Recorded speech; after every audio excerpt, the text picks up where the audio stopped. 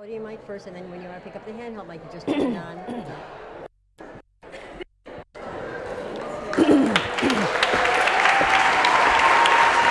Thank you. Thank you. Thank you so much. Thank you.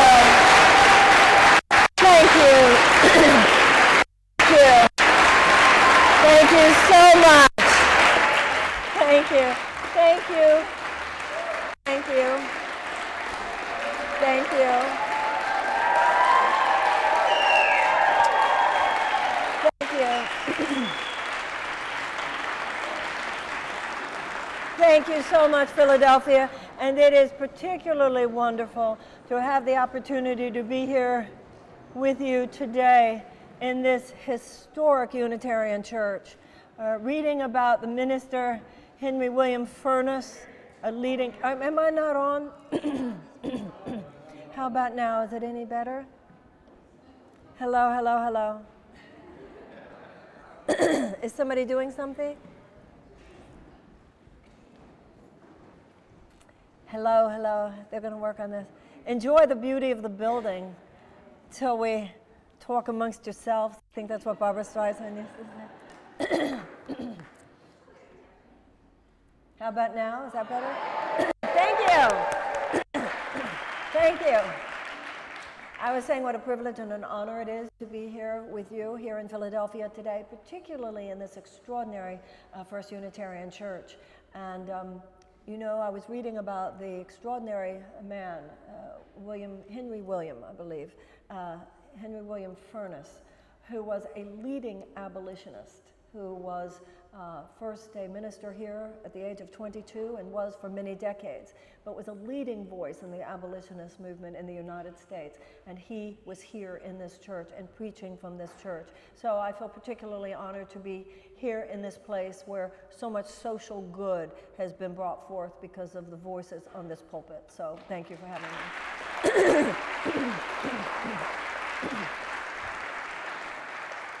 As you know, I'm Marianne Williamson, and I'm running for the office of President of the United States. Thank you. Thank you. Thank you. Many good people are running. I don't feel I'm running against anybody. I feel I'm running with a lot of people. And everybody who's running that I know of is telling the truth. But I don't think just telling the truth is enough right now. We need to do what you need to do in a court of law when you raise your hand and swear to tell the truth and the whole truth and nothing but the truth. We need to have a deep conversation as real adults in the United States today, because these are very, very serious times, and anything less than deep seriousness on the part of the US citizen, nothing less than that will create the kind of field of energy and political force that is necessary to navigate the times in which we live. The political system at this time itself is too narrow and superficial a container for the level of inquiry that we need to be making, the level of reflection and the level of change that is necessary, not just in the government, but in us. And if these changes and this kind of awakening that those changes bring forth does not happen in us, then we will not be able to get those changes made within our government. Even if we awaken enough to defeat Donald Trump in 2020, that of itself is not enough. We need to do more than not go over the cliff. We need to get out of the vicinity of the cliff. We need to do more than wake up.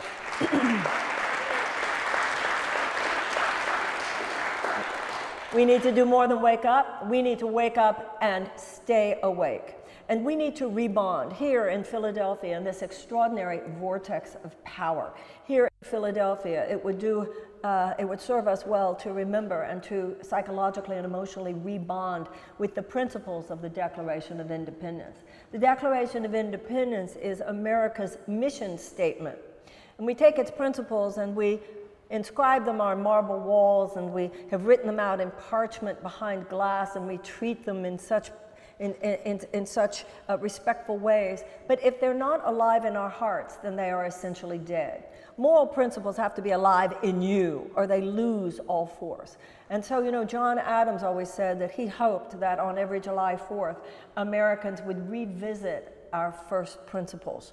And that's what we need to do. We need to revisit the principles of the Declaration of Independence. So let's revisit them here today, because they are as relevant to our time as to any time in our history.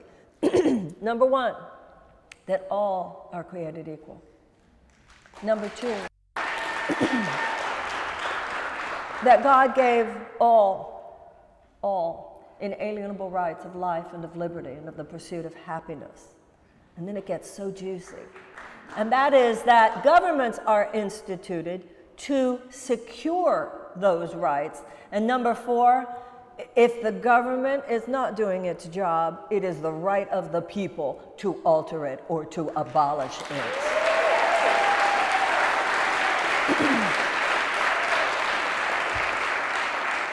Now, I'm certainly not suggesting we abolish it, but I am suggesting that we alter it, and alter it on something much deeper than just an incremental change here or an incremental change there. We need to do more than to shift a policy here or to shift a policy there. We need to wake up to what's really going on. It's not just the level of a policy here or a policy there that's the problem in the United States. The problem is that over the last 40 years, we have regressed. We have reverted. We have gone from a functioning democracy to what is, in essence, an establishment corporate aristocracy. We are not a government of the people, by the people, for the people right now. When Abraham Lincoln said that those who died on the battlefield at Gettysburg had died so that a government of the people and by the people and for the people would not perish from the earth. Ladies and gentlemen and everyone else, it's perishing now. It is perishing on our watch. We are a government of few of the people, by a few of the people, for a few of the people, because we are a government of, by, and for multinational corporate interests. We repudiated aristocracy in 1776. We're here because it's time to repudiate it again.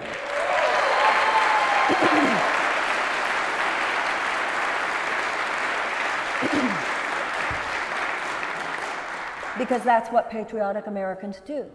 We say no to tyranny, because it, in essence, economic tyranny is tyranny.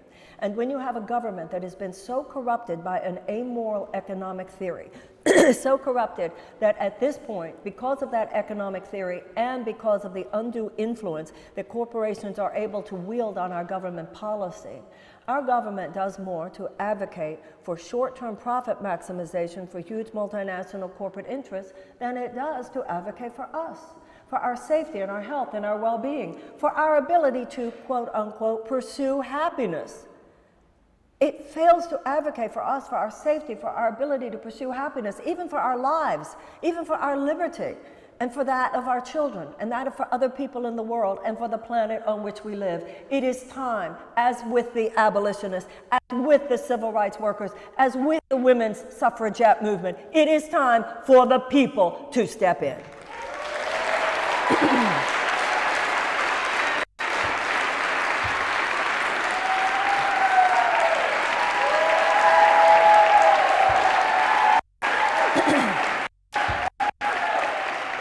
It is naive and it is ridiculous to think that the political status quo is going to fundamentally change itself. That's not what status quos do. The whole point of a status quo is that it seeks to perpetuate itself. Now, this is not about individuals. You can have very, very nice individuals, and for instance, the people who are running for this office are all very, very nice individuals. That is not what this is about. But I challenge the idea that only the people whose careers have been entrenched for decades in the system that drove us into this ditch are qualified to drive us out of this ditch. What, are we fools? Ladies and gentlemen,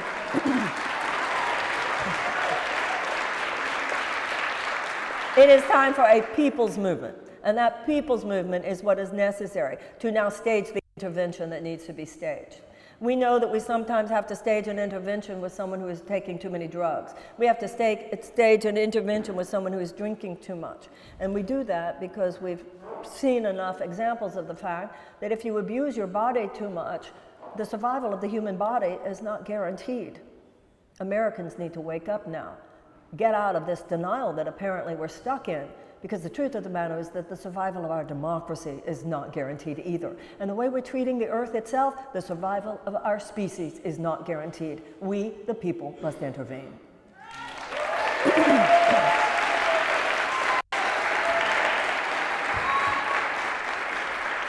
Now, anybody who thinks that that's a radical concept has a problem with the idea of democracy. That's what democracy is. And you better believe it's a radical concept. The idea that the power is in the hands of the people, yeah, it's a radical idea. The idea that the power is in the hands of the people, the power is not in the hands of political parties, the power is not supposed to be in the hands of the DNC, the power is not supposed to be in the hands of the RNC, the power is not supposed to be in the hands of a political elite, the power is in the hands of the people. We ought to remember that. But when power is in your hands, it doesn't matter if it's in your hands, if it's not in your head, and if it's not in your heart. And so now, what the people have, that too often government does not have, is the power of the heart. And when you disconnect the power of the head from the power of the heart, that is dysfunctional. And when that disconnection between head and heart takes force, political force, collective force, backed by huge amounts of money, huge amounts of military, and huge amounts of technology, you move beyond dysfunctional to malfunctional.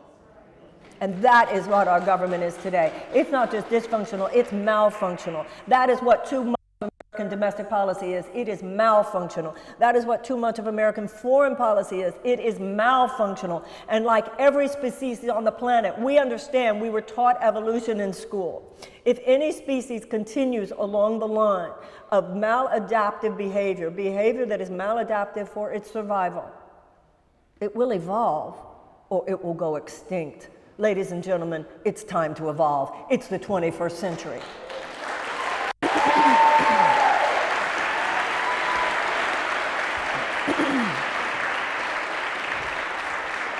One of the things that I'm very clear about, particularly now, having participated in this campaign for a while, yeah, the political system, the whole system, the political and the media partnership, corporate elite, all of that, it's even more corrupt than I feared. But you know what else? The American people are even more wonderful than I knew. The problem is not with the American people. And that is extremely important. The American people are good. We are good, decent people. I'm not saying we're better than other people, because I'm not saying we're better than other people, but we are a good and a decent people. And our character is generative. Our character is regenerative. We were born out of new beginnings. The American people get that this is the 21st century. We're on the move. And there is a 21st century perspective and mental filter that is different than the 19th century. The 19th century mindset was very mechanistic. It's dominated by this Newtonian physics, and the world is a big machine. And so if you need to change the world, you change the pieces of the machine, which means you change the externalities, which means you treat symptoms, but not necessarily cause. The 21st century is not like that. The 20th century mindset was different than the 19th, and the 21st century is different than the 20th. It's a whole person perspective. It's much more integrative. It's much more holistic. It's a recognition that you can't just change things on the outside. That alone is only treating symptoms. If you do not address and treat and transform underlying causes, then the symptoms will just morph into new symptoms. There will be a new president. There will be a new Congress. We have to do more than change policies. We must transform America.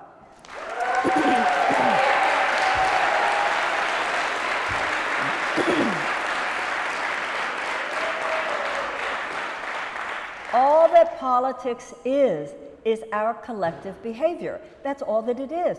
All that a nation is a collection of people. The same dynamics that prevail within change, within the process of one person, prevail within the process of a nation. The whole point of a representative democracy, and it's so amazing to be talking about this in Philadelphia. The whole point of a representative democracy is that the consciousness or the will of the people would be expressed in the behavior of the government. But once again, the problem isn't the consciousness or will of the people. The problem is that our government does not now exist and perform in such a way as to express the will of the consciousness of the American people, so much as the consciousness and the will of huge corporate, multinational corporate entities, because of the money that those entities can wield and use to influence the system. We must close that gap. We must recognize what has happened. Over the last few decades, because government was becoming so infiltrated, so corrupted by the toxicity of undue corporate influence, it became less and less attractive to the person trying to live a meaningful life. And so more people who were involved in the kind of enlightened and wonderful thinking that is the emergent 21st century became more and more turned off to politics. And so there began this trend of this chronic political disengagement on the part of many of the people that are most needed in order to make politics all that it can be. The more some of the best thinkers in America divorced ourselves from politics, the more toxic politics became. The more toxic it became, the more wonderful people said, I don't want anything to do with it, and disengaged. And then because we were disengaged, it became more and more toxic, becoming more and more toxic to the point where an unbelievably toxic leader representing that toxicity arose among us. And now millions and millions of American people are going, oh God, we gotta do something now.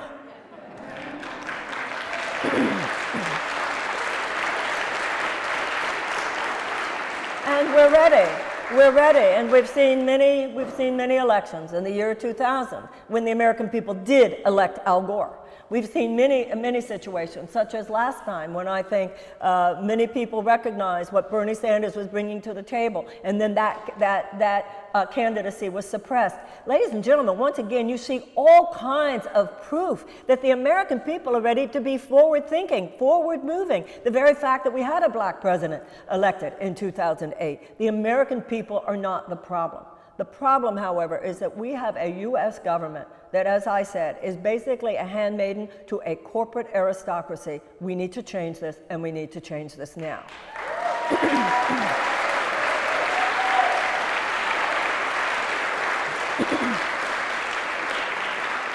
So I'm very grateful to you for giving me this opportunity, because I want to tell you what I will do with the powers of the presidency if you place that in my hands. First of all, because of this amoral economic theory, trickle-down economics, that began to take its power in the 1980s, the government bought into this idea that that the basic organizing principle of American society should be corporate market forces, that all that the corporation should be responsible for is fiduciary responsibility to its own stockholders.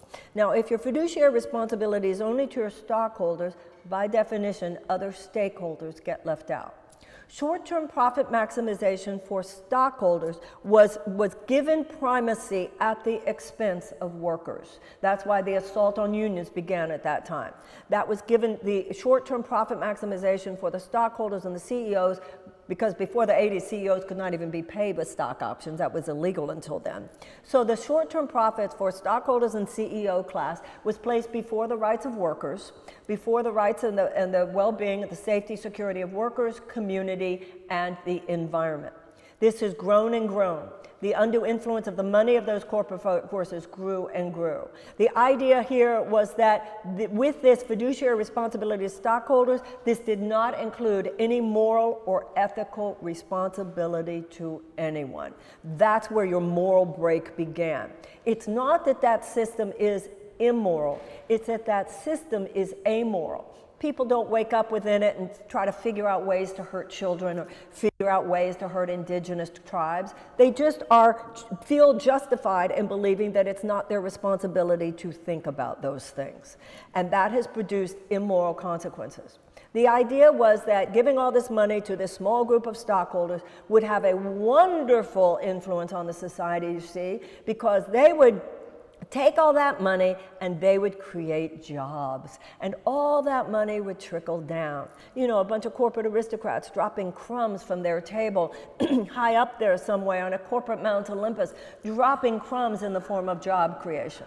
Well, after 40 years, I think it's clear that the jury is in on that. It has not lifted all boats. That's what we were told, that all that money would come down, it would lift all boats. It has so not lifted all boats. It has left millions of people without even a life vest. It has destroyed America's middle class. It has given us the greatest income inequality since 1929. And it has put us in a situation where 1% of Americans own more wealth than the bottom 90%. Now, this is not just data. This is not just numbers on a piece of paper. This translates into a huge sea of unnecessary human suffering.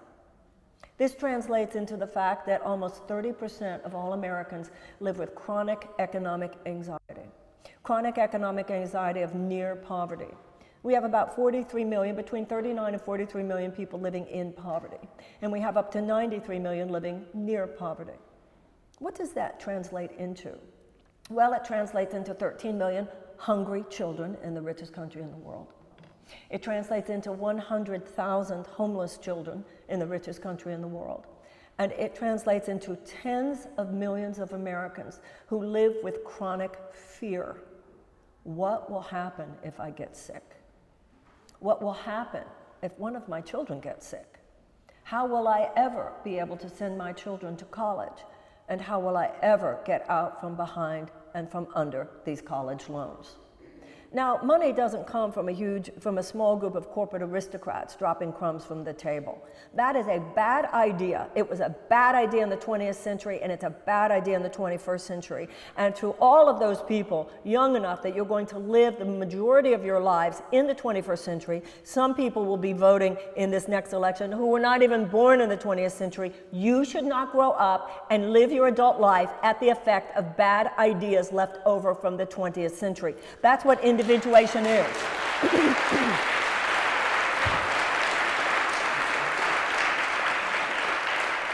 That's what happens in around the time of your 20s. It's what happens in terms of your parents. It's what happened in terms of your society. What did they do right? Because what they did right, I want to stand on their shoulders and I want to pass that along. What they did wrong stops right now. Bad economic ideas from the 20th century should stop right now.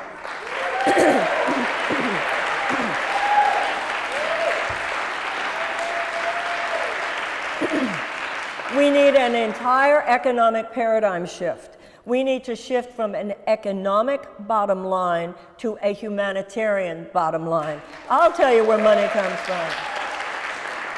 I'll tell you where money comes from. Money does not come from a bunch of paternalistic corporate aristocrats who are going to give you jobs. Money comes when the American people wake up and say, give me health care, give me an education, give me a shot at things, and I'll create my own damn career.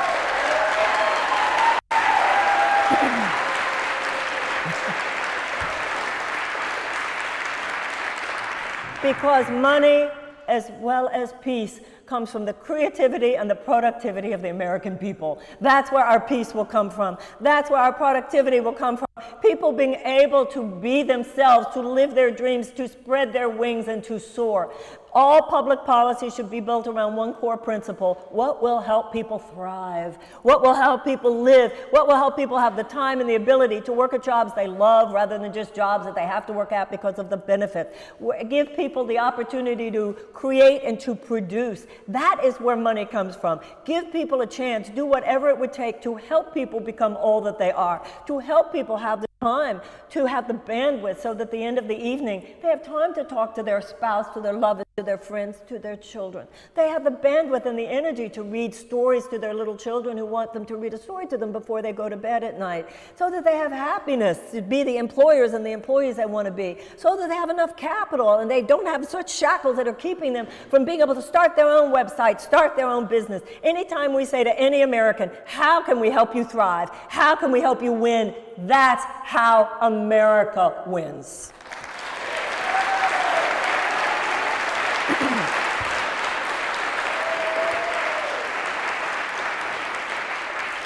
We have been mentally trained to expect so little from our government. Whose money do you think that is? That's your money. That's your money. And your money has been misused. So let me tell you what we'll do when I'm elected President of the United States. Number one, we need to repeal that 2017 tax cut, $2 trillion tax cut, where 83 cents of every dollar go to the richest Americans and corporations. That needs to be repealed, put back in the middle class tax cut though, because I think that one was a good idea. Second thing we need to do is we need to stop these ridiculous corporate subsidies. $26 billion alone last year just to oil and gas. You know what Martin Luther King said? If they give it to poor people, they call it a handout. But if they give it to rich people, they call it a subsidy. Now, as we know, we don't have the universal health care because of health insurance companies and big pharma. We don't have reasonable gun safety laws because of gun manufacturers. We don't have the kind of healthy food and the healthy air and the healthy water that we should have because of chemical companies, food companies, and fossil fuel companies. And we don't have an effort to actually wage peace so much as endlessly prepare for war because of defense contractors. So one of the first things we need to do is for the United States government to say to Big Pharma, you know the way we like surrender to you the ability to negotiate with you for lower drug prices to the point where there are people in America who literally are dying because they can't afford that insulin. That was actually done by a government that did not have the best interests of the American people at heart, but we're here now, new sheriff in town. That stops the United States.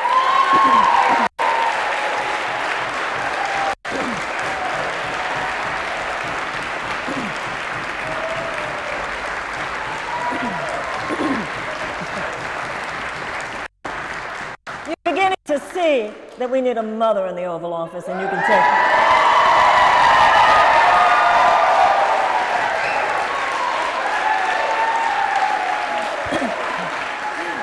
you can take that however you want. We also need to say, we need to say to the U.S. military, for which I have a lot of respect. My father fought in World War II. My criticisms here have nothing to do with military decisions. They have to do with political decisions.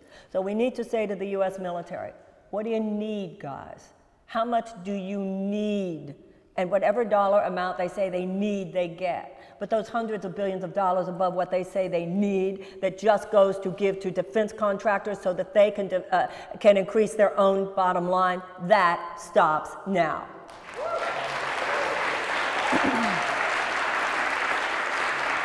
You do all of those things, plus Senator Warren's idea of the 3% tax on those who have $1 billion on their assets, plus the 2% tax on the assets of those who have more than 50 million. Plus, I do agree also with Andrew Yang about a universal basic income. You know what's going to happen then? We're going to have some cash on hand, and the American people will have received what they deserve, which is a massive infusion of economic hope and opportunity into the sinews of our civilization.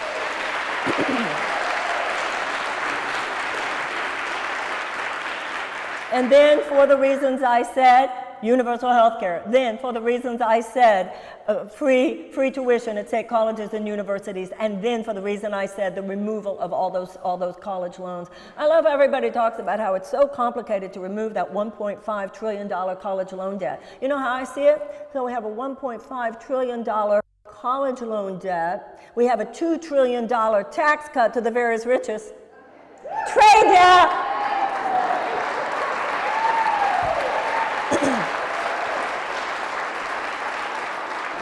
Whole canard about how you're going to pay for it, where are you going to get the money.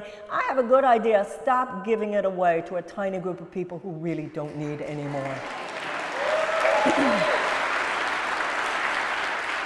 Now, it's important that we realize not every rich person in America is a greedy bastard, and not any more than every poor person is noble and pure. There is no socioeconomic group in America that has a monopoly on values or on conscience. And I don't think that the average person who creates wealth in America wants to do so at the expense of other people having a chance. I'm not anti-capitalism at all. The issue for me, some people would disagree with this, but to me the problem is not inherent in capitalism. The problem is that a virulent strain of capitalism has corrupted our government and been in control since the 1980s. What we need to do is reclaim the conscience of both capitalism and American public policy.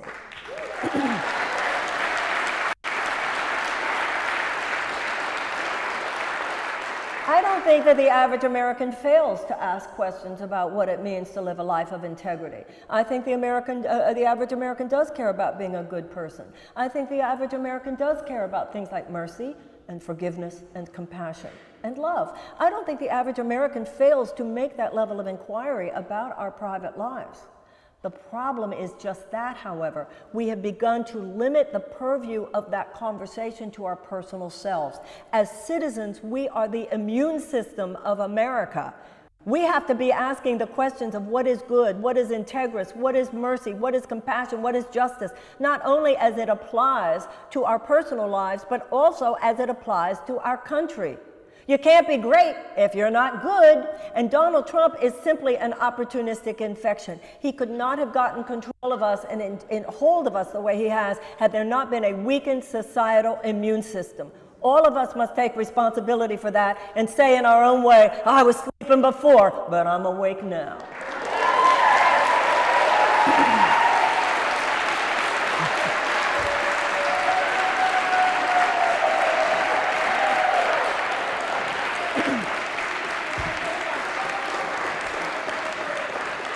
Now, the second thing we need to do is we need to have a season of massive repair.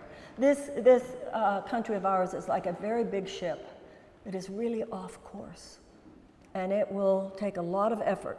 And that effort must be navigated tenderly and with great respect, because thousands and thousands of people's lives and careers are involved here.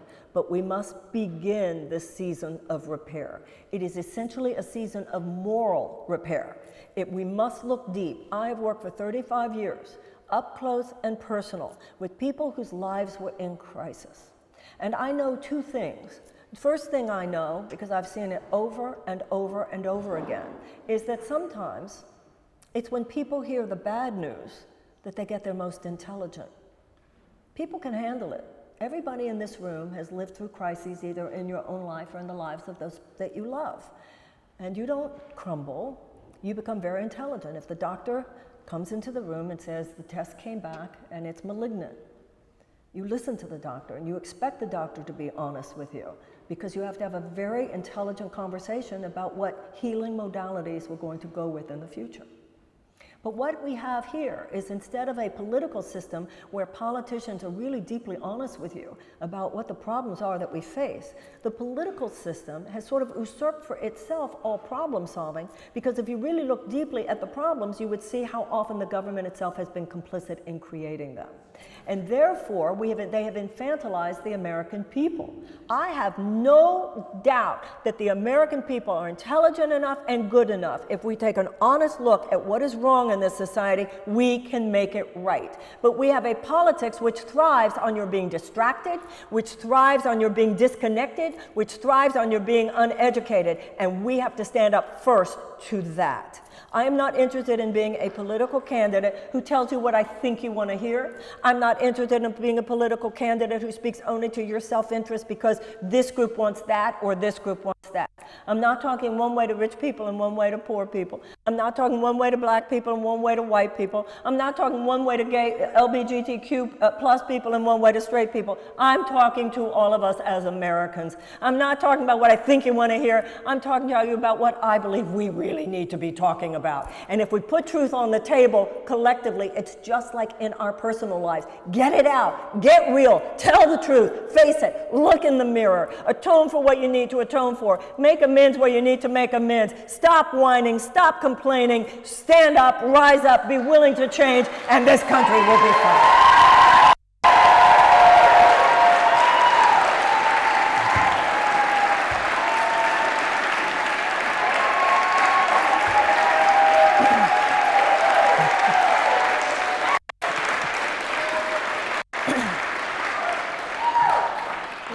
Thing we have to look at is a moral transgression that to me is so egregious that it is heartbreaking. And that is the chronic trauma of millions of American children. I saw somebody on the internet the other day, what does she base that on? What do I base that on? Oh, I don't know, 13 million children in America who are hungry, 100,000 children in the United States, the richest country in the world, who are homeless. The fact that millions of American children go to school in classrooms that don't even have adequate school supplies and circumstances with which to teach a child to read.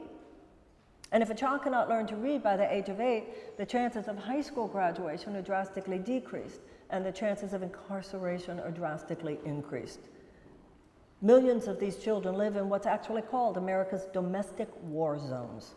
And these domestic war zones are places where psychologists tell us that a PTSD, no less severe than the PTSD of an Afghani or an Iraqi vet, is actually experienced by these children.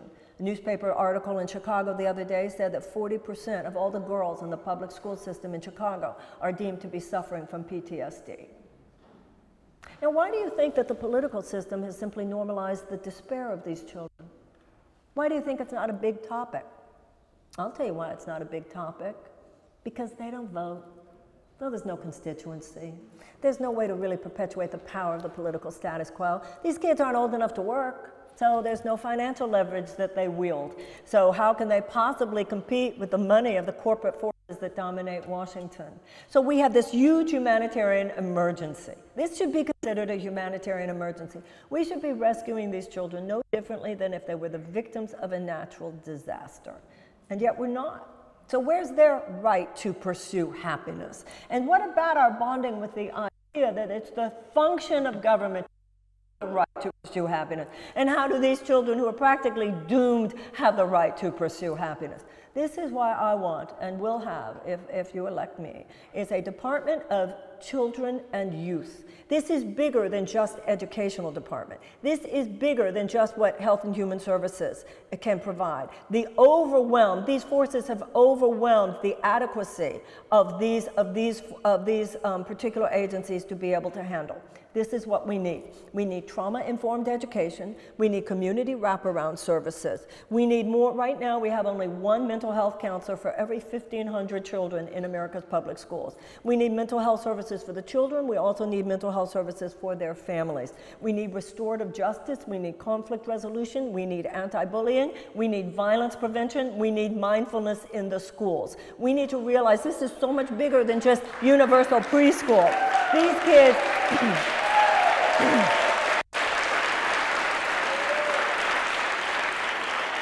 Many of these children are traumatized before preschool. We have elementary school students in the United States who are on suicide watch. We have hungry children who walk into elementary school and ask the teacher if maybe you have some food for me that I could eat. We have a relatively high maternal mortality rate. In other words, this is what happens when your government's not there for the people. Who are those people? Even some of the best of politicians keep talking about the middle class. What about the millions of people who wish that they could one day be called middle class? What about what we call the lower classes? They're not attended to because they don't vote. You know what that's called? Corruption. It is time for the people to step in.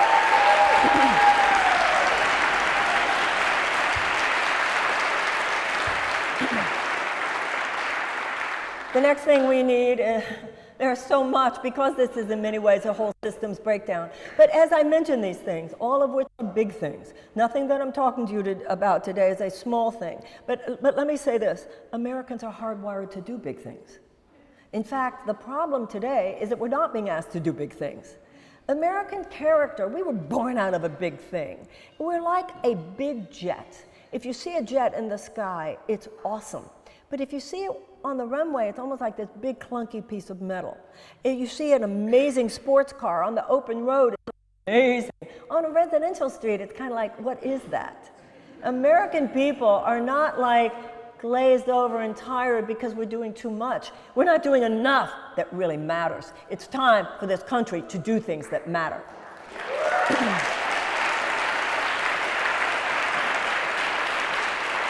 And that's not just an incremental approach here, an incremental approach there, or tweaking a policy or tweaking a policy there.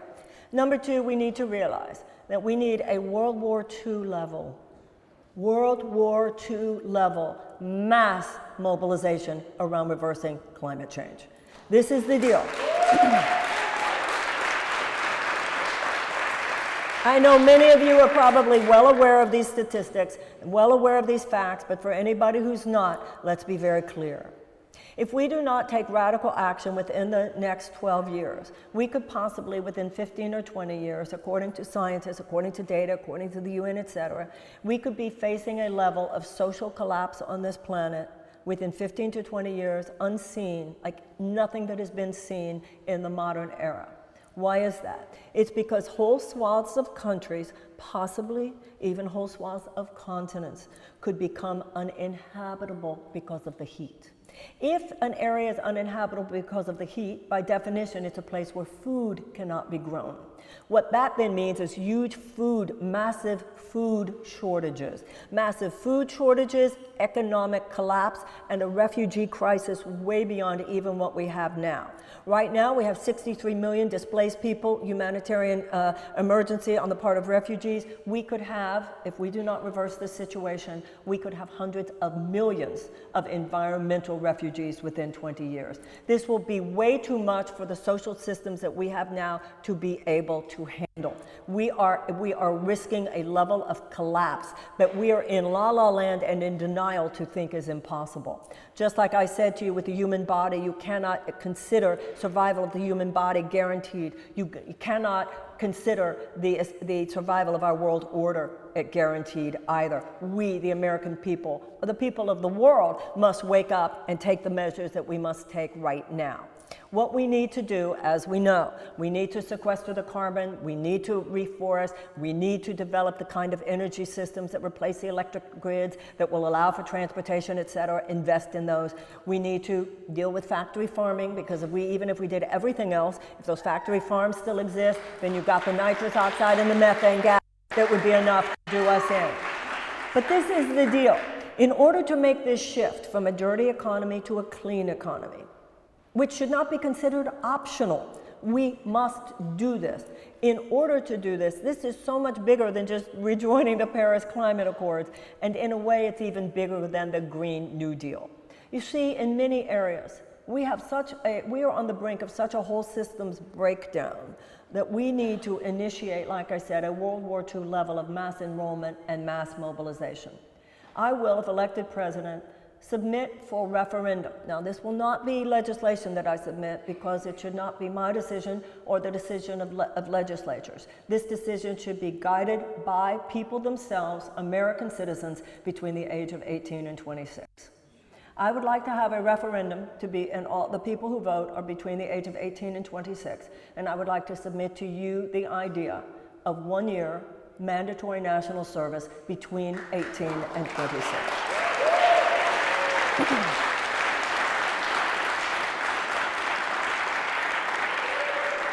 Quite simply, because we need you.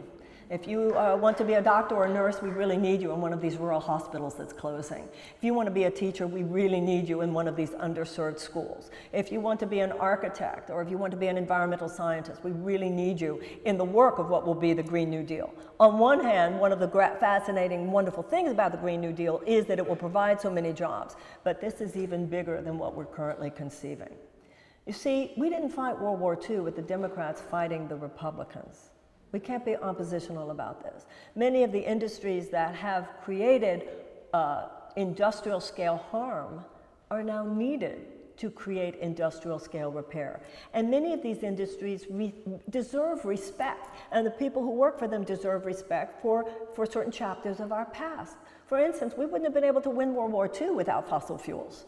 I mean, it's become relatively recently that all this has become obvious. Many of us are old enough to remember Jimmy Carter, who became president in 1976, put solar panels on the roof of the White House. He said back in the end of the 70s, we need to go green. If we had listened to him and if we had reelected him, we might not be in this trouble today. One of the first things that Ronald Reagan did when he became president was to take the solar panels off the roof of the White House.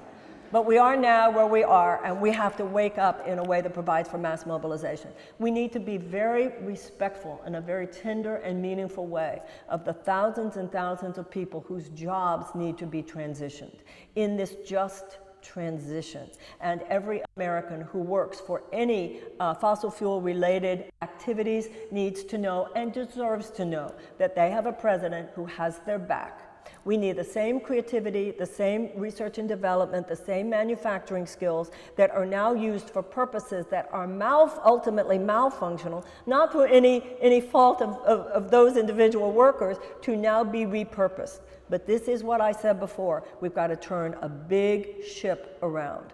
And we need a president who understands how to navigate this kind of whole systems change. I believe that I'm the person who can do that.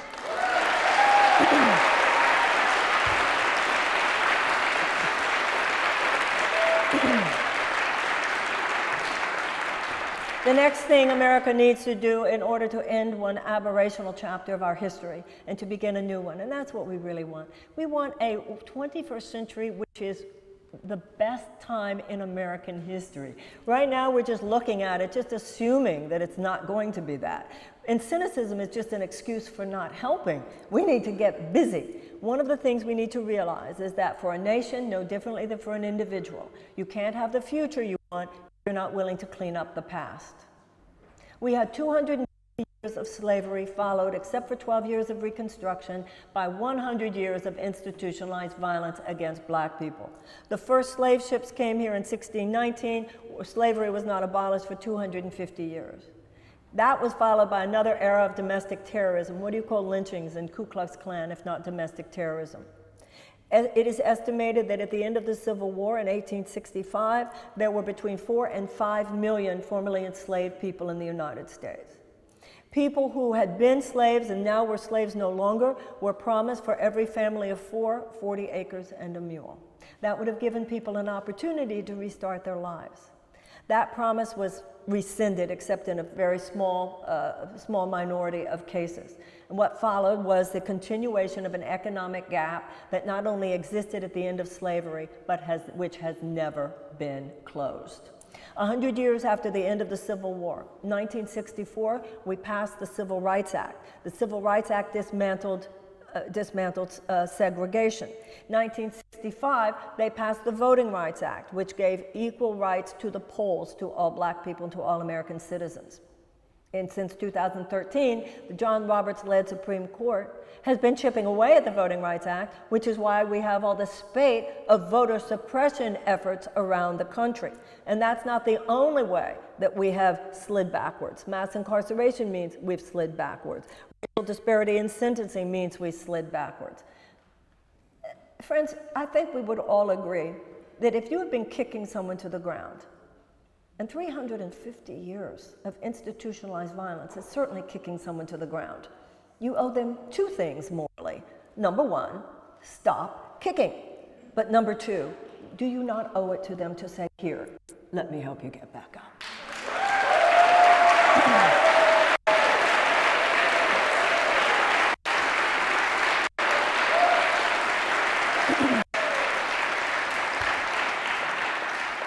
Germany has paid $89 billion to Jewish organizations since World War II. It doesn't mean it fixes everything. It doesn't mean the Holocaust didn't happen. But those reparations have gone far towards establishing reconciliation between Germany and the Jews of Europe.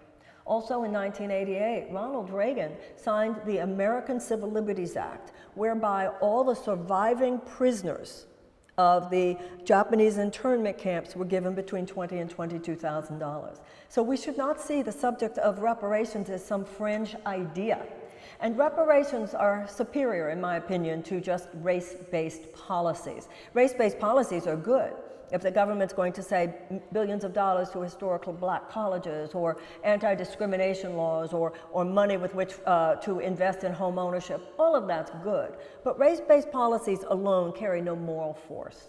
Reparations carry moral force. They have a psychological and emotional and a spiritual influence that goes beyond economic restitution. Why? Because they include an acknowledgement of a wrong that was done, the acknowledgement of a debt that is owed, and the acknowledgement on the part of a people that it is willing to pay that debt.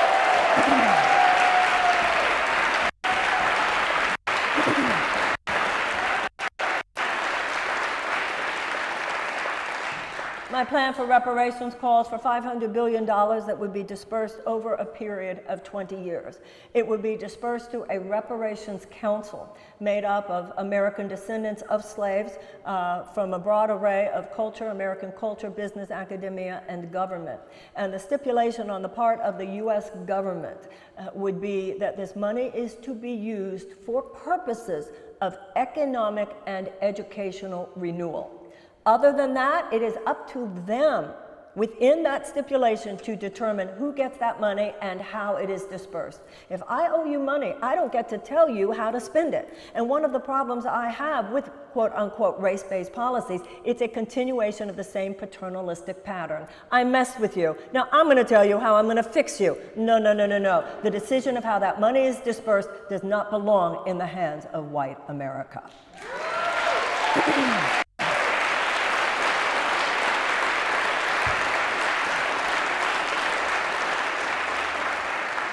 There's a particular spot in Beaufort, South Carolina. Very powerful place, Beaufort, South Carolina. Look up the history sometime. On one hand, it's a spot where tremendous action from the Revolutionary War occurred, but it's also the spot where the Emancipation Proclamation was first read. There are some big trees there. They know that the general who read it under one of those trees, but nobody knows exactly which one it was. And people were told, the first of many ways in people's minds would be messed with, people were told that they had to be there at the reading or they would not be emancipated. And so as a consequence, black people were coming, who were enslaved people, were coming in rowboats, the entire water, the river there. Everybody was trying to get there, thousands and thousands and thousands of people, to hear the reading of the Emancipation Proclamation. One can't even imagine the emotion of that day and the emotion of that moment. If you elect me president and we establish a plan of reparations for slavery, I will make that announcement from underneath a tree at that spot in Beaufort, South Carolina.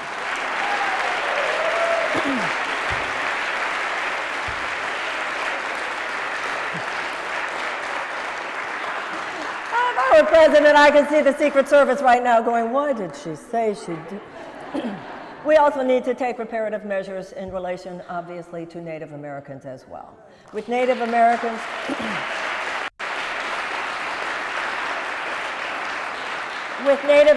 it's not quite as simple, not that it's not complicated, but there is an issue of economic restitution. With Native Americans, the issue has to do with treaties that were unfairly negotiated. It has to do with the fact that treaties were broken. It has to do with displacement, obviously cultural annihilation. It has to do with the fact that the United States, too often, including today, with the Bakken and the Keystone Pipeline, are siding with forces that would actually rape the land and transgress against the rights, the mineral rights and other land rights of the Native Americans.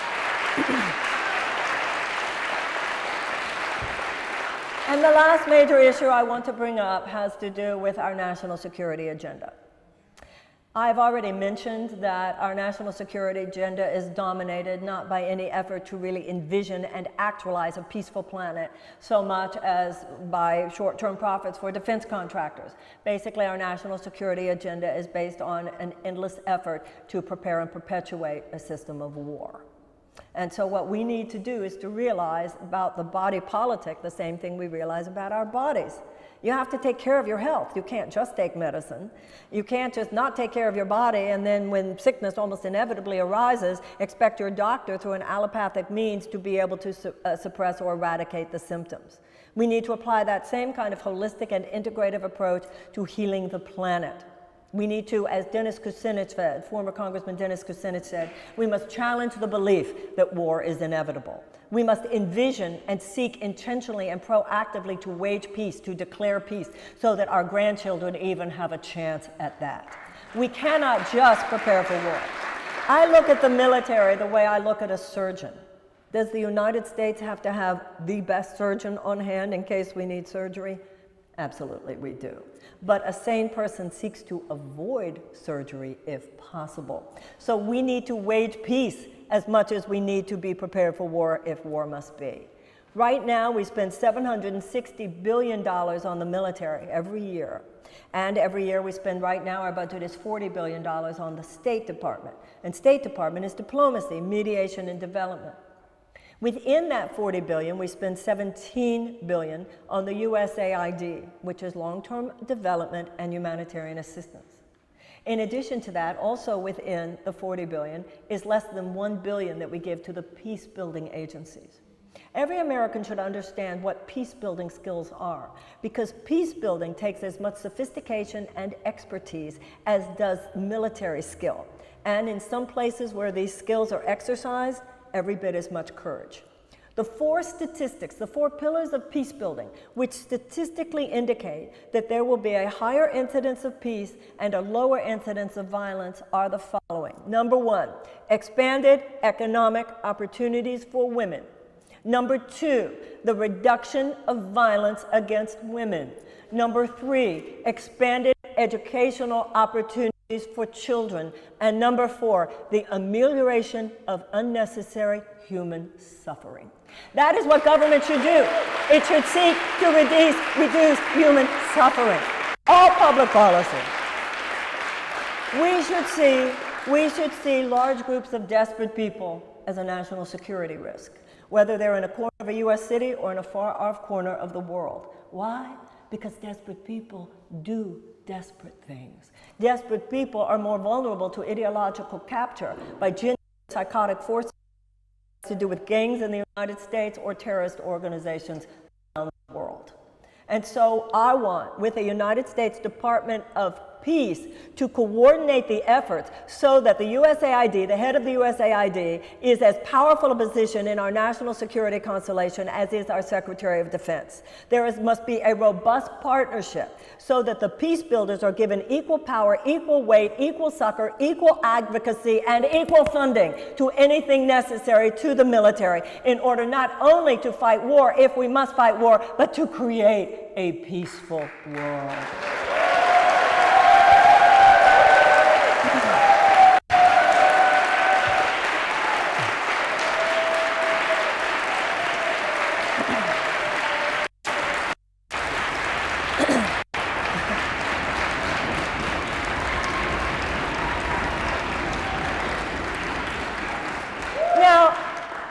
Talk about how radical all that sounds.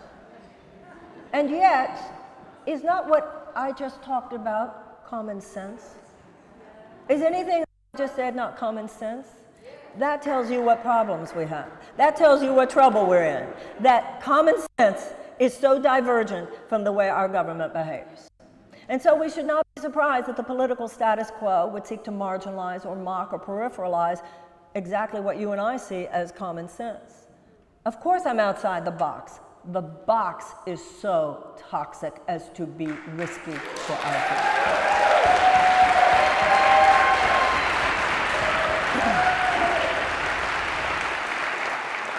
The abolitionists were outliers. The women's suffragette were outliers. The civil rights movement were outliers. So some people might say, well, why don't you just say all these things and just elevate the conversation? It is so too late to just elevate the conversation. We have to elevate the country.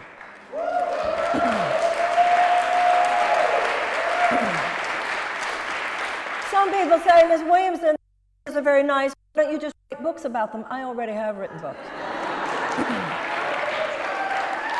Some people say, Ms. Williamson, these ideas are so great. Why don't you advise politicians? I've already advised politicians. And let me tell you something about the advice I've given to politicians. You talk to these people, and you talk to these people, and they say it's so nice that you came, and then they even give you prizes sometimes, and they talk about you, and then they keep on doing what they did before. At a certain point, you just look at them and say, I don't want to advise you anymore. Get up. Let me sit there.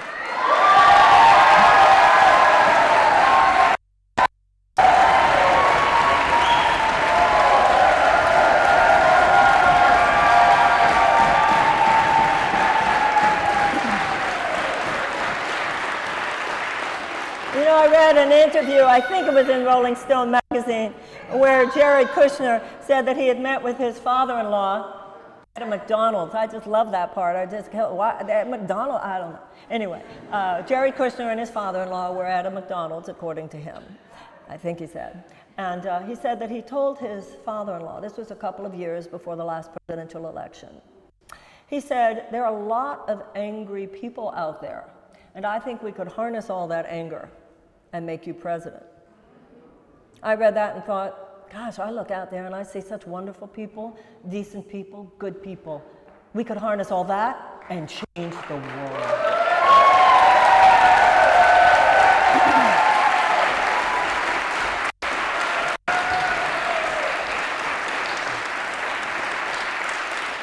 And that is what we must do now. I read a book called The Invention of Wings by a woman named Sue Monk Kidd, who wrote the book Secret Life of Bees. And the book is about two women who actually lived. In fact, who Reverend Furness very probably knew, the minister of this great church, who was such a famous abolitionist. These two sisters, the Grimke sisters, were born into a slave-owning family in Charleston, South Carolina. And they were among many who were born into slave-owning families and communities who awoke to the realization of where they were. And it took a lot of courage to actually step out of that. You would be completely ostracized by your family, by your community, by your city, etc. They had been converted by the abolitionists, by the Quakers. And reading the book made me think about the difference it would have been between being anti-slavery and being an abolitionist. You know, reading about Reverend Furness here at this church, President Buchanan had actually talked about arresting the ministers who were abolish, speaking publicly about abolition. They had members of the church with guns protecting the minister while he stood right here on this pulpit. So great was the risk that was taken by people who were abolitionists at that time. The book made me think about the difference between being anti-slavery and abolitionist. If you were anti-slavery, that means you didn't agree with slavery. You wouldn't have been a slave owner. You thought those people who would own slaves were wrong, immoral. You would never want to live in one of those slave-owning states. But one of the things I realized reading the book was just to have been anti-slavery would not of itself have moved the needle for even one slave. The abolitionist, someone who had crossed the bridge. He had crossed the bridge, a psychological bridge, a moral bridge, an emotional bridge, a spiritual bridge. From a place called, I'm against it, to a place called, not on my watch. Ladies and gentlemen, I know that all of the things that we've talked about here today, domination by the military-industrial complex, lack of health care, lack of ability to get an education, trauma of children, all the systemic wrongs, mass incarceration, all those things, mandatory sentences, all those things that we all know are wrong. We have more than enough people in the United States, more than enough people. We have way more lovers than haters in this country. We have way more people who have conscience in this country than who do not. We have enough people in this country, more than enough people, who say, I don't agree with any of that stuff. I'm here today to ask you to join with me to do more than to say we don't agree with it. We need to say in a big way, in a massive way, not on our watch. Thank you very, very, very much. Thank you. Thank you. Thank you. Thank you so much. Thank you. Thank you. Thank you. Should I take questions? Thank you so much. Thank you. Thank you so much. Thank you, everybody. Thank you so much. Thank you.